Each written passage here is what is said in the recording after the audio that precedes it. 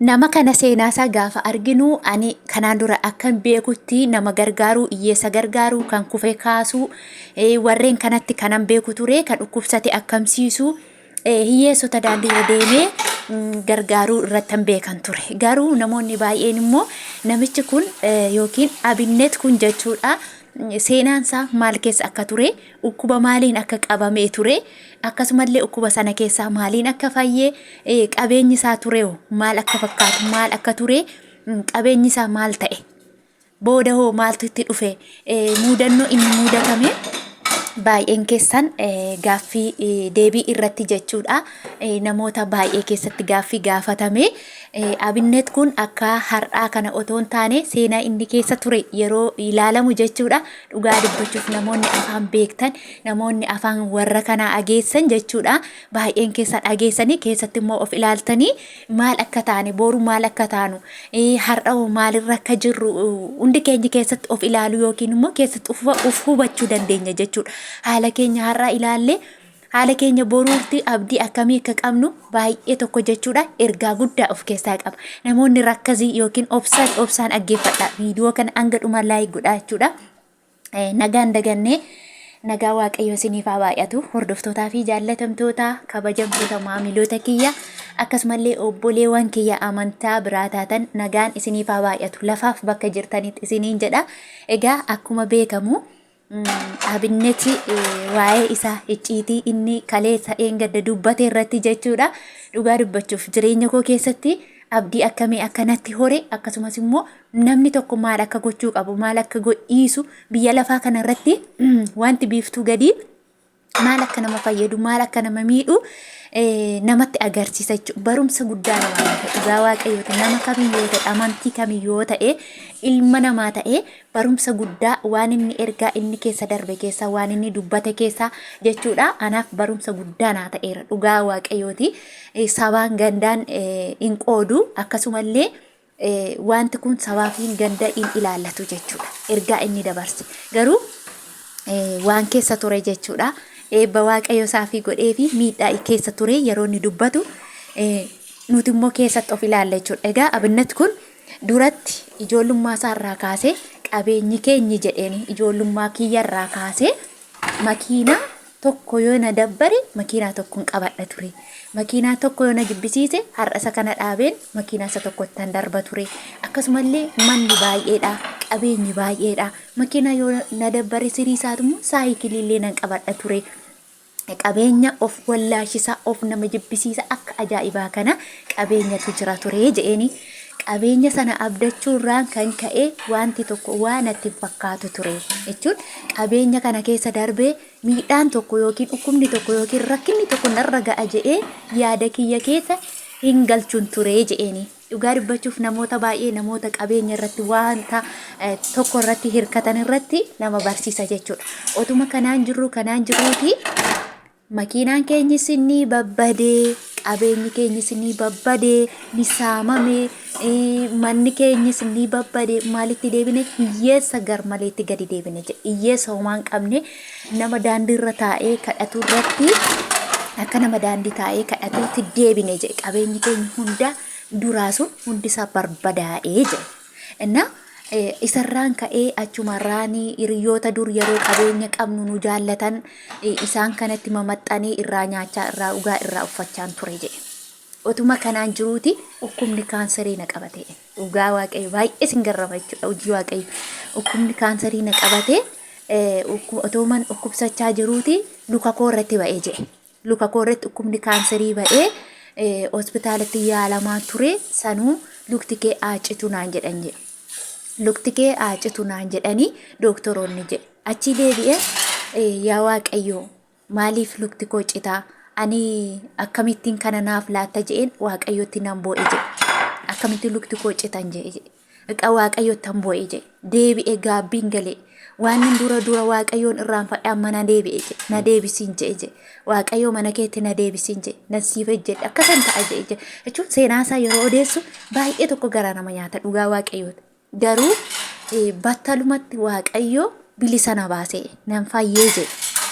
Gaafan fayyuu na fayyise waaqayyo bilisa na baase dhukkuba koo kanarraan fayyee jedhe.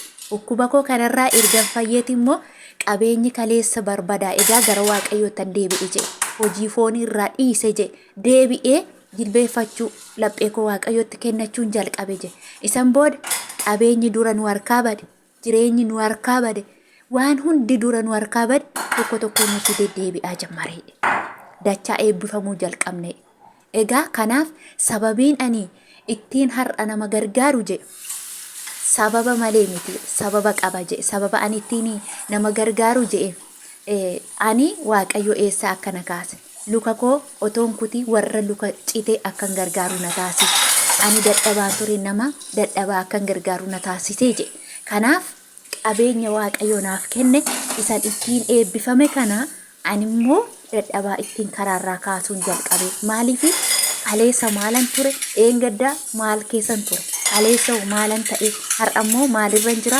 borummoo maal akkan ta'uun beeku je'eeti dhagaa jechuudha akkasuma toon jedhuuti obboleettiin kiyya na jalaa yeroon obboleettiin koo uffata naa bitimee jettee uffata isheetii bituu dadhabe seenaa kannatti ta'e dhukkuba onneetiin qabamte obboleettiin kiyya na jalaa duute jedhe isumaan otoon gadduuti kunoo waaqayyo immoo dachaa na eebbisee kunoo nama jireenya gaa'ila dhaabbatee nama ilmoo godhate ilmoo sanarrattu kunoo nama ilmoo lama yookiin lakkuudhaan nama waaqayyo eebbisedha ani har'an ture nama du'ee du'aansaa bakki awwaalcha isaa hin beekamne yookiin immoo irraanfatameen ture je ani nama seenaa kana qabuun ture miti je dhugaa dubbachuuf jireenya keenya keessatti jireenya nuti waan amma irra dhaabbannu irra ilaalle har'a mana namaa keessa yeroo dhaabbannu abdii muranna jechuudha namoonni baay'een abdii muranna sichi naman ta'a kan jennu baay'ee keenya jira jechuudha sichi anatu nama gargaara kan jennu baay'ee keenya jira jechuudha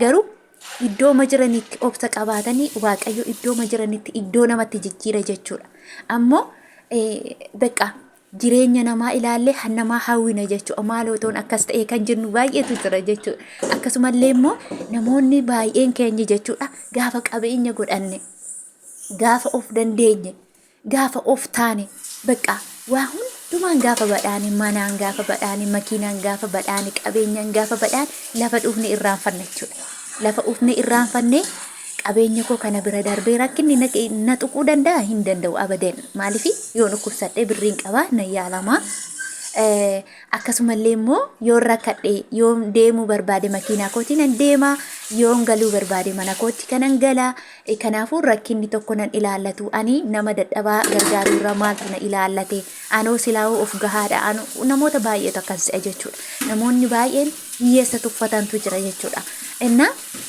waaqayyo numa warra har'a mana namaa dhiqu warra nama har'a nuyi mana namaa keessa gugguufee funcaan namaa miicu kana jechuudha waaqayyo seenaa keenya jijjiire akka abinnet kanatti jijjiire jechuudha dhugaa dubbachuuf abdiin horadhe dhugaa jireenya koo keessatti abdii guddaa natti hore jechuudha maaliif yoo jettan biyya namaa keessatti jechuudha bor nama taana jennee sadarkaa keenya gadi buufne akka ijoolleetti gadi of qabne akka nama barumsa hin qabneetti gadi of qabne jechuudha warri hoolaan illee nu ergatti jechuudha warri gaaddisa mukeefa jalaa hin baane illee akka arga yeroo nutti dubbatan akka arga yeroo ijoolleen hangafti keenyis eegoon keenyis akka namaa hin taanetti yeroo namaa laannee kaanee teenyeeti immoo ganaa isa ofii keenya hojjannee kaanee namaa laannee ganaa firfaarii isaanii teenyee nyaannu boru naa ba'a jennee itti yaannu jechuudha garuu abdii qabna dhugaa waaqayyo abdii qabna hundumti keenya abdii qabna jechuudha ani abdii guddaa